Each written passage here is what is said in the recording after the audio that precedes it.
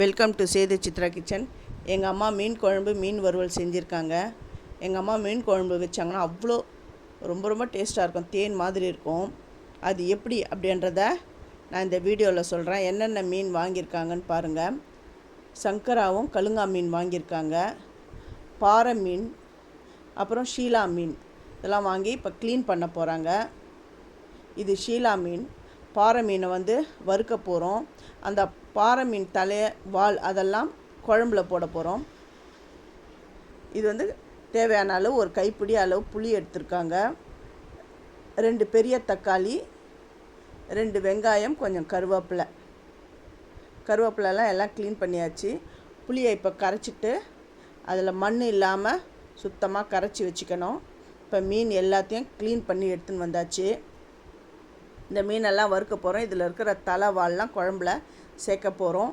அப்புறம் சங்கரா மீன், கழுங்கா மீன். இப்போ அந்த வறுக்கிற மீனெல்லாம் தனியாக எடுத்து மசாலாஸ்லாம் போட்டு அம்மா பரட்டி வச்சுட்டாங்க. இப்போ இதில் எப்போவுமே நார்மலாக நம்ம எப்படி தாளிப்போம் குழம்பு அந்த மாதிரி தான். எண்ணெய் விட்டு கடுகு, வெந்தயம், அப்புறம் வெங்காயம், கருவேப்பிலை போட்டிருக்காங்க.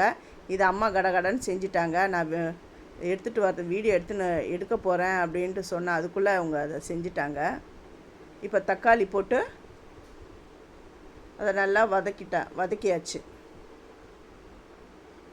அதுவும் பாதி தக்காளி பாதி வெங்காயம் தான் போட்டிருக்காங்க. மிச்சத்தை மிக்சியில் அரைச்சிட்டு அதை இந்த புளி தண்ணியோடு சேர்த்துடணும். அதெல்லாம் சேர்த்தாச்சு.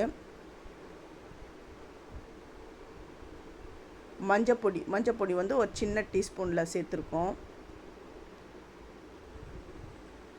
மிளகாய்த்தூள் அதுவும் சின்ன டீஸ்பூனில் 3 ஸ்பூன் மிளகாய்த்தூள்.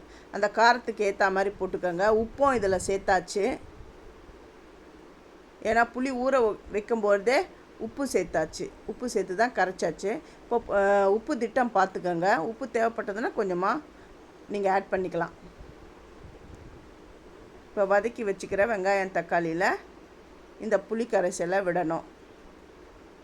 இது கொஞ்சம் அந்த பச்சை வாடை போகிற அளவுக்கு கொஞ்சம் கொதிக்கணும். இதை அப்படியே தட்டு போட்டு மூடிடலாம். இது கொஞ்சம் கொதி வரட்டும். கொதி வந்த உடனே நம்ம வாஷ் பண்ணி வச்சுருக்கிற மீனெல்லாம் இதில் போடணும். மீன் போட்டு ரொம்ப நேரம் கொதிக்க விடக்கூடாது. மீன் போட்டு ஒரு 3 நிமிஷம் பொறுத்து ஆஃப் பண்ணிடணும்.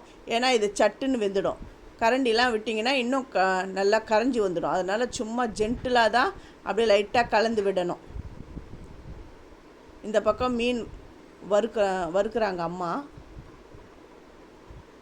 மசாலாலாம் உதிராமல் மீன் சூப்பராக எப்படி வறுக்கிறது அப்படின்றத ஆல்ரெடி நான் வீடியோவில் போட்டிருக்கேன், நீங்கள் போய் பாருங்கள்.